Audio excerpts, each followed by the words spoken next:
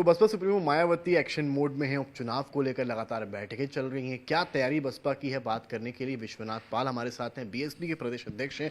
बहुत स्वागत है सर आपका। बहुत बहुत धन्यवाद। तो आप लोगों ने भी सपा के जवाब में हाथी वाला गमछा इस बार धारण कर लिया है। नहीं, गमछा तो बहुजन समाज पार्टी का शुरू से चलता है, सपा का नया है। सपा के लोग कभी गमछा लेके नहीं चलते थे। जब से ये फर्जी संविधान दिखाना शुरू किए हैं, जबकि ये संविधान के प्रति कभी नहीं सचेत रहे हैं, आज संविधान लेके घूम रहे हैं।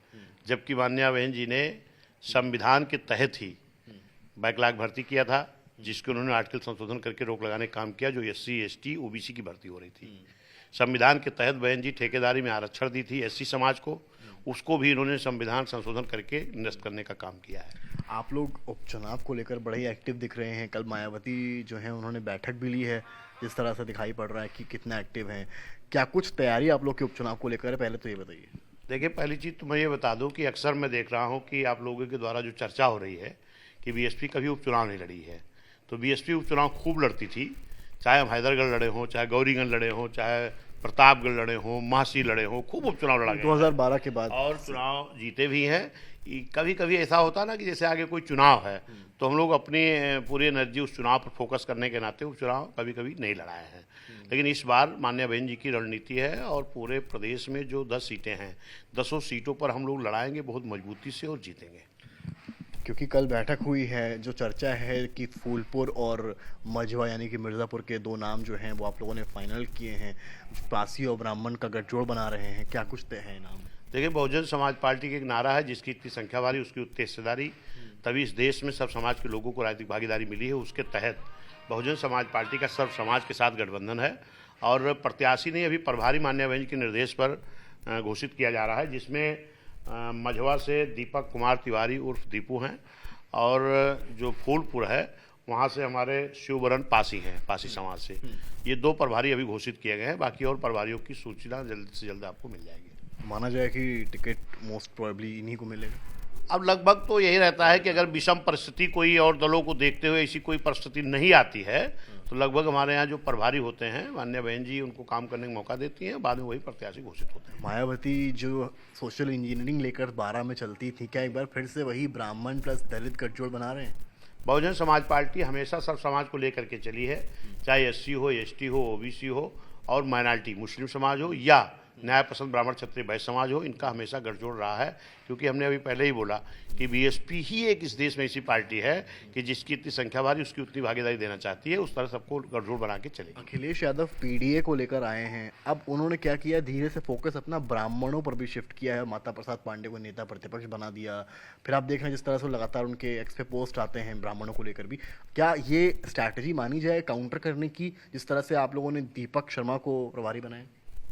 देखिए, पीडीए का उनके कोई मतलब नहीं है। पीडीए तो उनका गलत नारा है। वो कभी पीडीए के साथ नहीं थे। अगर वो पीडीए के साथ होते तो माननीय बहन जी ने एससी एसटी समाज में, ओबीसी समाज में तमाम महापुरुषों के नाम से जनपदों का नाम बनाया था। प्रदेश का विकास के लिए बहन जी ने बड़े जनपदों को छोटा किया था तो वो नाम रखा था। वो पिछड़े समाज के मुख्यमंत्री हैं, लेकिन पिछड़े समाज में जन्मे, कुर्मी समाज में जन्मे, आरक्षण के जनक छत्रपति साहू जी महाराज के नाम से सुल्तानपुर से अलग अमेठी जिला बनाया था। उनका नाम बदल के उनको अपमानित करने का काम किया है। संत रविदास, संत कबीर, गौतम बुद्ध, ज्योतिबा फूले, महानगर और यहाँ तक कि मानोर कांसीराम साहब के नाम से भी एटा से अलग बहन जी ने जिला बनाया था और इनको मानोर साहब का नाम भी हजम नहीं हुआ, उनके भी नाम को बदल दिए हैं। तो ये पीडीए के लिए कुछ नहीं कर सकते। इनके पीडीए का मतलब आप जान लें, इनके पीडीए का मतलब है परिवार दल अलायंस। क्योंकि इनके परिवार में भी आपको मालूम होगा कि कई दल बन गए थे, कई दलों में इनके परिवार के लोग हैं। तो ये अपने परिवार को इकट्ठा करने के लिए इन्होंने पीडीए नाम दिया है, परिवार दल अलायंस। ये उस पर काम कर रहे हैं। बाकी ये पिछड़ा दलित अल्पसंख्यक के लिए कभी काम नहीं किया। 2012 के बाद से देखा गया कि मायावती जो चुनाव में, उपचुनाव में नहीं है, विधानसभा लड़ा, लोकसभा लड़ा, लेकिन उपचुनाव में नहीं। तो ऐसी क्या पार्टी को जरूरत पड़ी कि जो फॉर्मूला पार्टी इत्याग कर रही थी 12 के बाद से 10 साल बाद, लगभग 12 से 24 हो गया, अब 24 में उपचुनाव में उतर रहे हैं आप लोग? नहीं, चुनाव हम लोग हमेशा उपचुनाव लड़े हैं। कभी ऐसी परिस्थिति रही हो कि आगे कोई आम चुनाव रहा हो या ऐसा कुछ रहा हो तो हम अपनी एनर्जी पूरे कार्यकर्ताओं की उपचुनाव की तरफ न लगा करके हम मेन चुनाव फोकस करते थे। लेकिन अभी आने वाला चुनाव जो है वो लंबा है, तो इसलिए माननीय बहन जी की रणनीति है। बहन जी की रणनीति के तहत बहन जी ने अब तो बोल भी दिया है कि जो भी परिस्थिति रहेगी हम हर चुनाव को लड़ेंगे, लड़ाएंगे।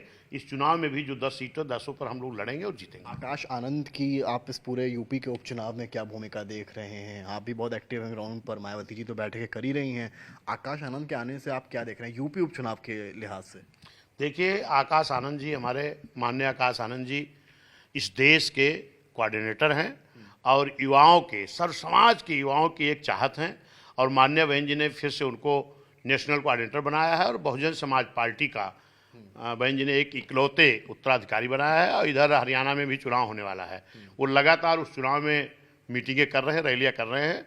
और निश्चित है कि वो पूरे देश के हमारे नेता हैं, नेशनल कोऑर्डिनेटर हैं। उनको जब जरूरत समझ में आएगी तो यूपी में भी वो अपना फोकस करेंगे। आरक्षण में वर्गीकरण कितना बड़ा मुद्दा है, क्योंकि मायावती जी लगातार इसको लेकर प्रेस कॉन्फ्रेंस कर रही हैं। कल अखिलेश यादव ने भी एक्स पर पोस्ट करके समर्थन कर दिया है कि भाई डिवाइड नहीं करिए आप आरक्षण के नाम पर।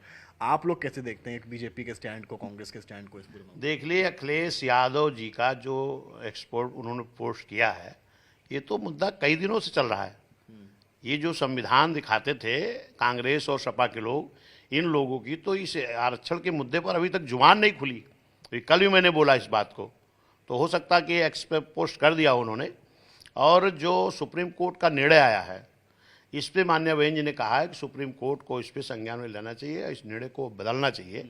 और हमने देखा कि बहन जी अकेली नेता हैं, बहन जी अकेली नेता इस देश में हैं जो SC ST का आरक्षण के लिए लड़ रही हैं।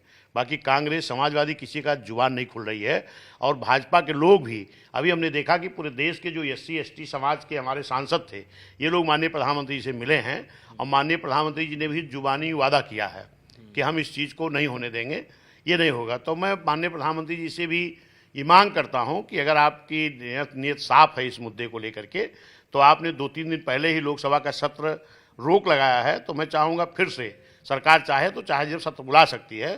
तो मेरा प्रधानमंत्री जी से मांग है कि आप इसके लिए एक सत्र बुलाइए, सत्र बुला करके संविधान के जो संशोधन करते हुए और इसको जो सुप्रीम कोर्ट निर्णय है, इस निर्णय को कैंसिल कराइए और जो नौवीं सूची है उस सूची में दर्ज करा दीजिए, ताकि ये बार बार इस तरह का नाटक लोग करने का मौका ना। मेरा आपसे एक आखिरी सवाल भी है, क्योंकि इंडिया अलायंस बना, कांग्रेस सपा साथ में आए, चुनाव लड़े, नतीजे भी अच्छे आए।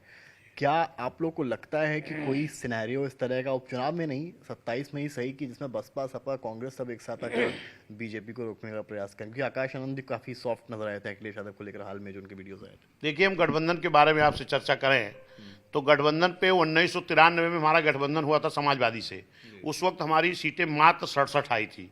फिर 1996 में हमारा गठबंधन हुआ था कांग्रेस से, तो फिर हमारी सीटें मात्र 67 आई थी। फिर 2002 में हम बिना गठबंधन के लड़े थे। 2002 में बिना गठबंधन के बहुजन समाज पार्टी जब लड़ी माननीय बहन जी की अगुवाई में, तो हम लोगों की सीटें आई थी 100। फिर 2007 में फिर हम बिना गठबंधन के लड़े तो हम आए 206। फिर हम बिना गठबंधन के लड़ेंगे 2007 के तर्ज पर, पब्लिक का, जनता का, सर्व समाज का एक भाईचारा गठबंधन बना करके 2007 के तर्ज पर अकेले दम पर फिर सत्ता अकेले ही जाएंगे मतलब आप लोग? निश्चित है। एक आखिरी छोटा सवाल, क्योंकि वोट बैंक छिटका है इंडिया अलायंस में, बीजेपी में, उसको रोकने के लिए आप लोग क्या कर रहे हैं? क्योंकि कल बैठक भी हुई है, इस पर भी आप लोग की बातचीत हुई होगी। जो हमारा वोट छिटका है, इसमें भारतीय जनता पार्टी और समाजवादी और कांग्रेस, यानी कह लीजिए इंडिया और इंडिए की मिली भगत के नाते एक ऐसा प्रोपोगंडा तैयार किया गया कि जिस संविधान को बदला नहीं जा सकता, आर्टिकल को संशोधन करके किसी को फायदा किसी को नुकसान तो किया जा सकता, संविधान बदला नहीं जा सकता। इस संविधान को भारतीय जनता पार्टी के हमारे अयोध्या के सांसद ने बोला कि 272 सीट हमको चाहिए सरकार बनाने के लिए और 405 चाहिए संविधान बदलने के लिए, जबकि संविधान बदला नहीं जा सकता, आर्टिकल संशोधन किया जा सकता है। तो इस चीज़ का संशोधन जहाँ पर समाजवादी ने खूब किया है और कांग्रेस ने किया है, वहाँ भाजपा भी पीछे नहीं, उन्होंने भी किया है। तो जब संविधान बदला नहीं जाता, संविधान बचाने की बात कहाँ से आई? तो ये दोनों लोगों में मिली भगत थी इंडिया इंडिया में, और इस तरह का प्रोपोगंडा फैला। इस चीज़ को जनता समझ गई कि ये एक गलत तरीके से हम लोग गुमराह किया गया है और इसका रिजल्ट अभी देखने को मिला है। अभी हम लोगों ने टेस्ट के लिए मात्र 2 सीट पर उपचुनाव लड़ाए थे, एक बांदा और एक कटेहरी। कटेहरी में उपचुनाव भी होना, इसलिए हमारा फोकस ज़्यादा था कि हमारा जिला पंचायत क्षेत्र लड़े और जीते, क्योंकि इससे एक सेमीफाइनल विधानसभा कटेहरी के लिए जाएगा और 10 सीट के लिए जाएगा। तो इसमें हमने देखा क्या कि जब चुनाव हमने लड़ाया तो इस उपचुनाव में जहाँ पर लगभग 60-70 बूथों का चुनाव था, उसमें बहुजन समाज पार्टी को रिकॉर्ड मतों से वोट मिला। भारतीय जनता पार्टी को 400 कुछ वोट मिला, समाजवादी पार्टी को 4000 कुछ मिला और बहुजन समाज पार्टी को 8000 कुछ वोट मिला। यानी 3867 लगभग 4000 वोटों से हमने लीड किया है।